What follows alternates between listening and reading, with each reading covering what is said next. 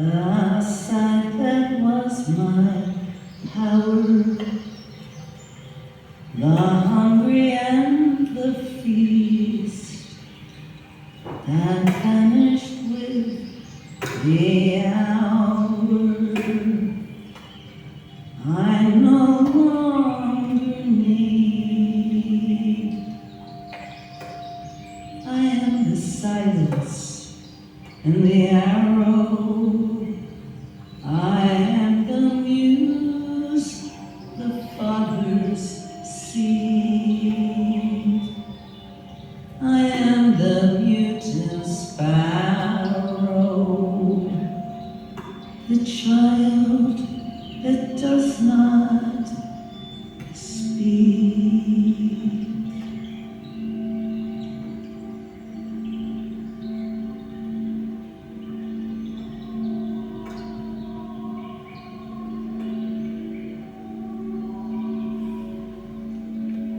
And the blood of his mind was smeared upon the walls. All of his being denied the words and the finger of the Lord. He was the son of Jonah, fleeing his sacred calling, crying out to his God, Lord, let me be. Let me merely live. Let me observe unscathed. Let me see with pure eyes that do not turn inward. Let me be a vagabond who prays, takes a bit of bread, observing mankind, observing nakedness. The walls of the church had been lovingly prepared, covered with layers of lime and lead, white as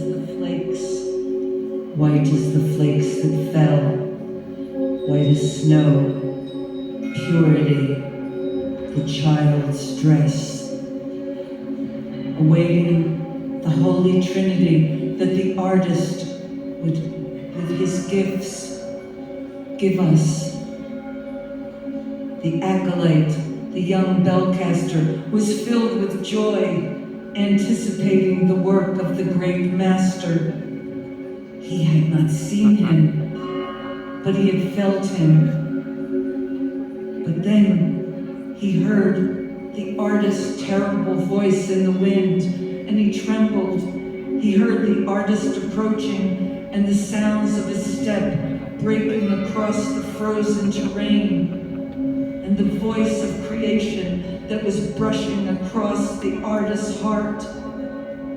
And he cried out, and the acolyte turned, hearing the master's cry, and froze. He heard the arrogant sighs. He heard the artist twisting and turning from his own destiny, and the veins of his mind were twisted as well.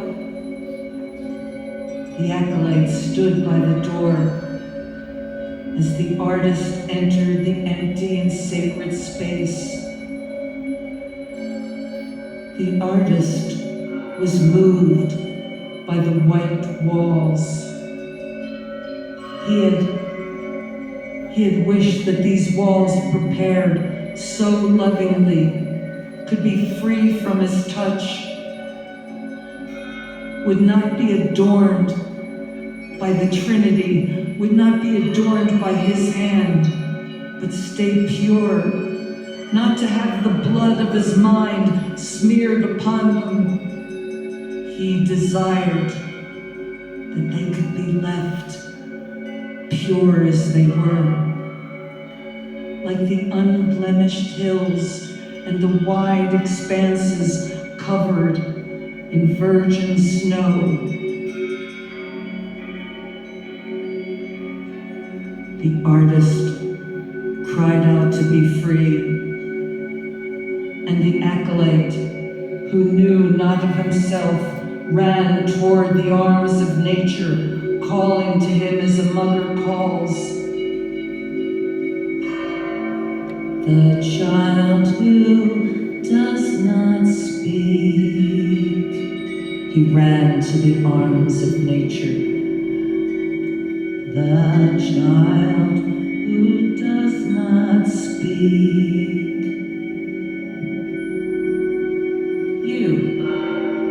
You boy,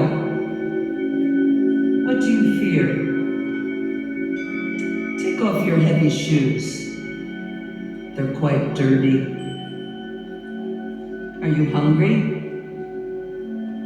Have you no tongue? Look, I will bring you bread. Tonight, you will sleep in the hay. Above you, there will be 8 crescent moons.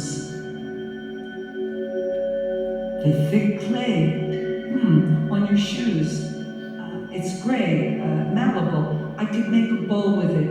Can you bring me some of that clay? I will give you a place to sleep, and I will pray for your father. Let me see your hands. They are quite dirty, but they are strong. Who am I? Who am I? I am nature. I am nature.